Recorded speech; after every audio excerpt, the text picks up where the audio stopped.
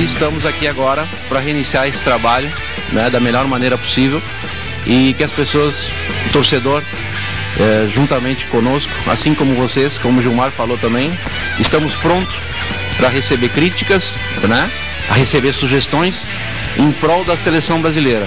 E como foi da primeira vez que eu passei pela seleção, vai ser a segunda, tudo que for bom para a seleção brasileira, nós vamos trabalhar e vamos estar abertos a conversar, a trocar ideias, né?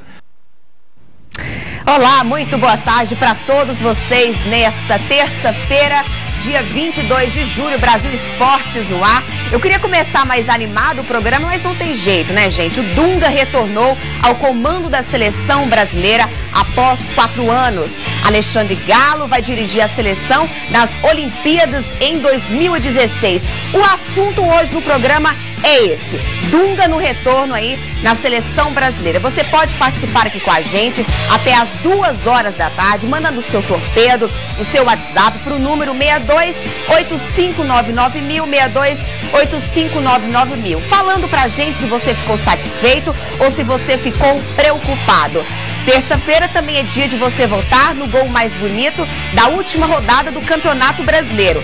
E mais uma notícia para o torcedor flamenguista. André Santos rescindiu o contrato, não faz parte mais do elenco. Será uma preocupação ou vocês sentiram um alívio?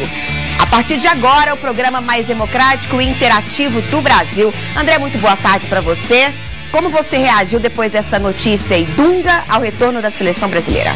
Boa tarde, Luciano. Um abraço para você, para todo mundo ligado no Brasil Esportes aqui pela Rede Aparecida. 2 situações. Primeiro, a de espanto, de perplexidade de ter escolhido um técnico que não deu certo na seleção brasileira. Segundo, após a entrevista dele, vi um Dunga aparentando estar com o espírito desarmado, está com o propósito de ter um comportamento diferente no comando da seleção brasileira, um Dunga aberto a novas ideias. Vamos ver como vai ser. Vamos ouvir, então, as suas primeiras declarações nessa coletiva que começou às 11 horas da manhã e terminou ao meio-dia, em ponto. Tudo na hora certinha. Uma felicidade imensa, agradecer ao convite e a confiança do presidente, Dr. Marco, pela minha retomada novamente à frente da seleção brasileira. Vamos trabalhar em conjunto com as categorias de base, com a coordenação do Galo, assim como a coordenação do Gilmar. É um início de trabalho, apesar da CBF já estar nesse planejamento há 2 anos, nós vamos dar sequência. Importante também que a partir dessa Copa do Mundo a gente não pode colocar como terra arrasada, teve muitas coisas boas, teve outras que a gente tem que modificar e nós estamos aqui justamente para isso. O Gilmar falou muito bem que a gente viu na Copa do Mundo o quanto é importante o talento, mas o planejamento também é muito importante, o quanto é importante no futebol moderno o marketing, mas quanto é importante também o trabalho dentro de campo e o resultado dentro de campo para que seja sustentado o marketing. Bom, quanto a falar da minha pessoa, você já me conhece, sabe que dificilmente uma pessoa muda, principalmente nos seus princípios, no que diz a ética, transparência, comprometimento e trabalho. Agora também sou um ser humano e sei que eu tenho que melhorar muito no contato com as pessoas, com vocês jornalistas, talvez. Bom, acho que não basta falar, né? Acho que a gente vai ter que esperar um pouco para ver se essa postura dele modificou em relação à imprensa, porque a figura Dunga, André, é bem diferente da figura Felipão, né? Eu penso o seguinte, assim, ele não precisa ser amigo da imprensa. Aliás, isso até pouco importa, o que importa é o resultado. Mas o que ele tem que imaginar é que quando a imprensa o procura, o pergunta, a imprensa é um canal de comunicação da seleção com o povo brasileiro.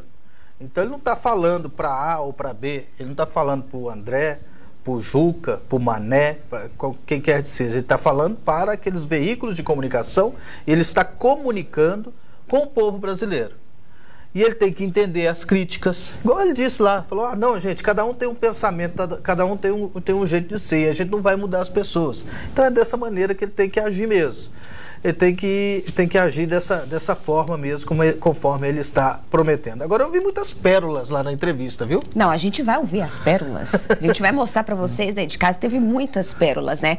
Ele falou em relação às coisas boas desta Copa. O que você acha que é as coisas boas? Ué, eu acredito que...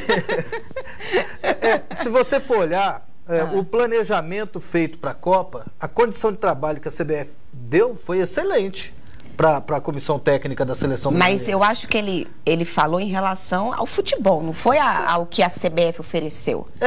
Por exemplo, tem coisa boa, por exemplo, o Neymar, as atuações do Luiz Gustavo, as atuações dos zagueiros da seleção brasileira, com exceção do último jogo. Eu acho que existem coisas boas. E também tudo que foi preparado para a Copa. Jamais um treinador de seleção brasileira teve a condição de trabalho que o Felipão teve. Tudo que ele quis, a CBF deu um jeito de arrumar. Da forma que ele quis, o planejamento que ele queria. E agora, confira o Pronto Falei.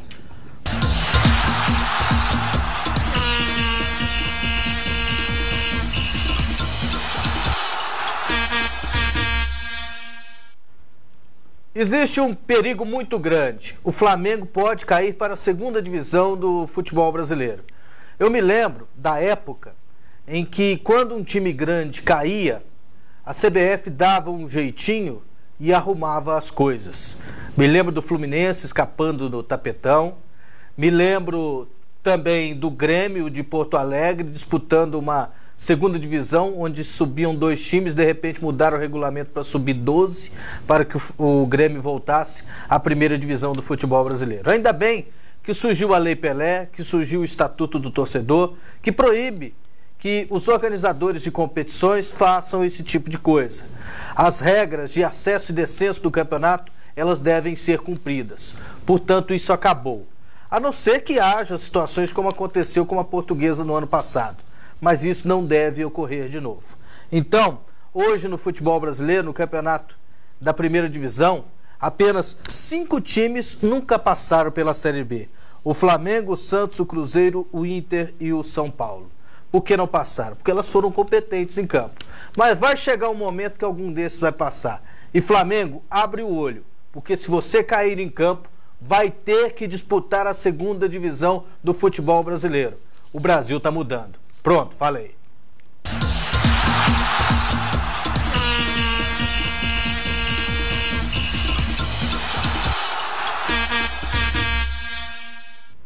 Vamos para o nosso primeiro intervalo aqui no Brasil Esportes e em seguida vamos falar mais aí das pérolas que o Dunga disse hoje na coletiva e também vamos passar para vocês os jogos que vão acontecer pela Série B, 2 jogos e hoje também tem Copa do Brasil, além de você poder votar nos gols mais bonitos da última rodada do Brasileirão. A gente volta já.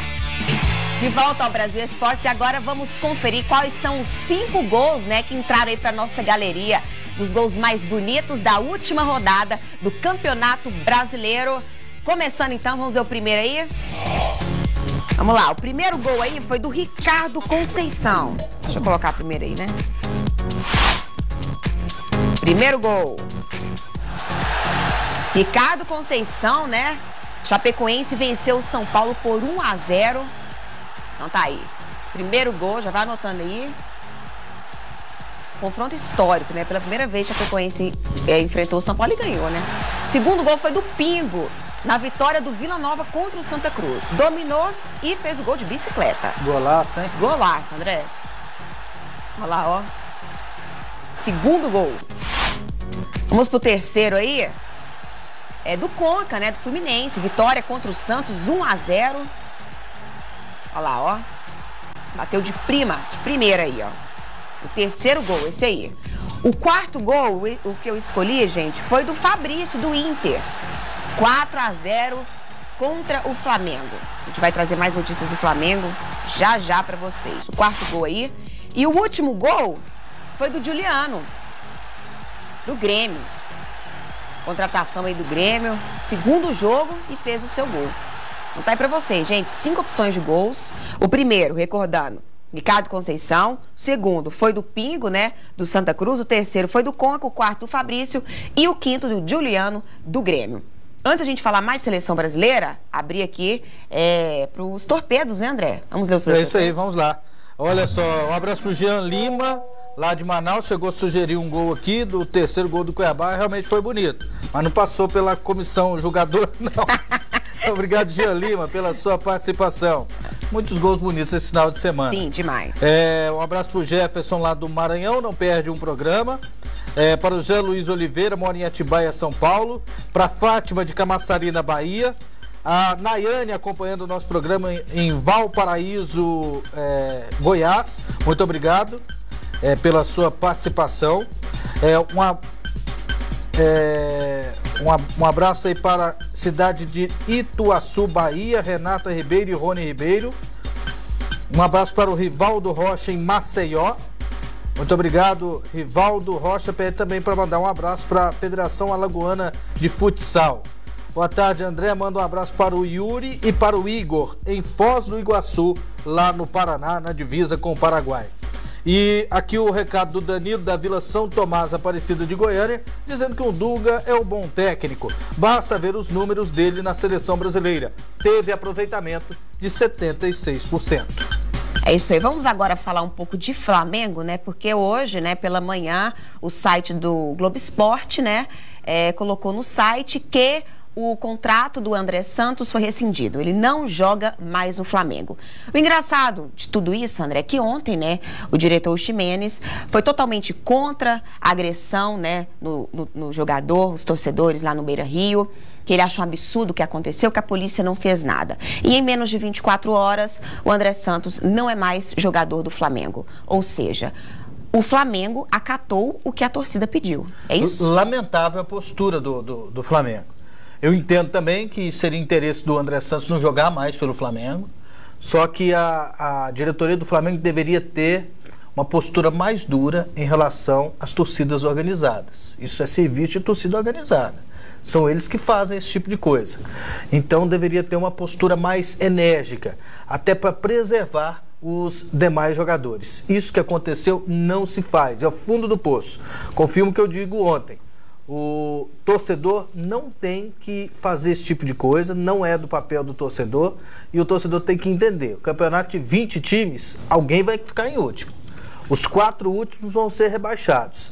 Então tem 4 times que não serão melhores do que os outros, 16.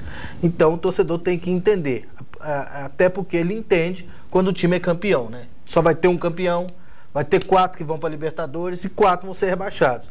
Essa é a regra do campeonato. Futebol é um jogo, é um esporte, é saudável em todos os sentidos e a violência não faz parte do futebol. É isso aí. E após o jogo, após a derrota contra o Internacional, os torcedores, os vândalos, os bandidos, a gente tem que chamar de bandido, né, André? Eles sinalizaram que o Felipe é o próximo, o goleiro. Então já marcou, né, que o próximo, né, a ser espancado vai ser o Felipe. Então o cara vai ter que andar com 3 seguranças. É um absurdo. O jogador tem que andar com segurança agora. E eu acho que tem que haver nesse momento. Cadê o bom senso? Então. Cadê aquele pessoal? Só interessa na hora política da coisa? Cadê eles para defender os atletas nesse momento? Cadê a postura também da CBF em relação a isso? Cadê a postura dos dirigentes? Então tem que haver uma união nesse sentido. Até teve muitas brincadeiras, por exemplo, na internet, esse tipo de coisa. Eu acho que nem tipo de brincadeira desse sentido pode ter, porque senão, de alguma maneira, incentiva essa situação que é lamentável para o futebol brasileiro. E o Ney Franco continua. E o Ney Franco está continuando o trabalho dele. A culpa do Flamengo estar nessa situação não é técnico. Não, com certeza. Então o Flamengo tem que trabalhar para melhorar em campo. E está muito cedo, faltam 27 jogos ainda, 26 jogos. Tem muito campeonato pela frente. É isso aí, André. Vamos ouvir mais um pouquinho do Dunga? Vamos lá.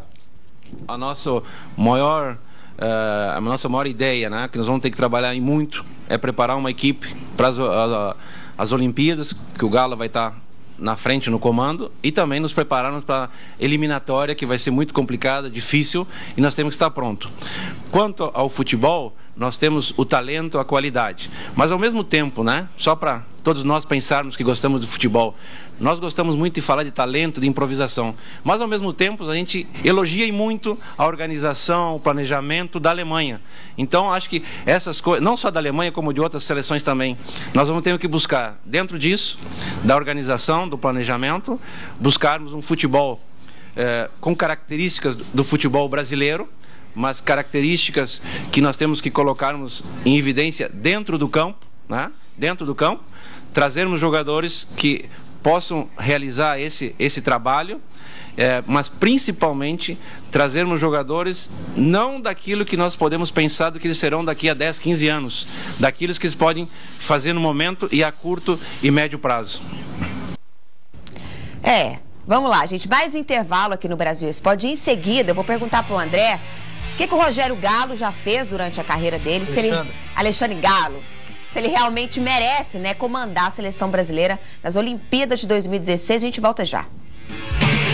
De volta ao Brasil Esportes, e agora vamos conferir os votos aí para os 5 gols mais bonitos da última rodada do Campeonato Brasileiro.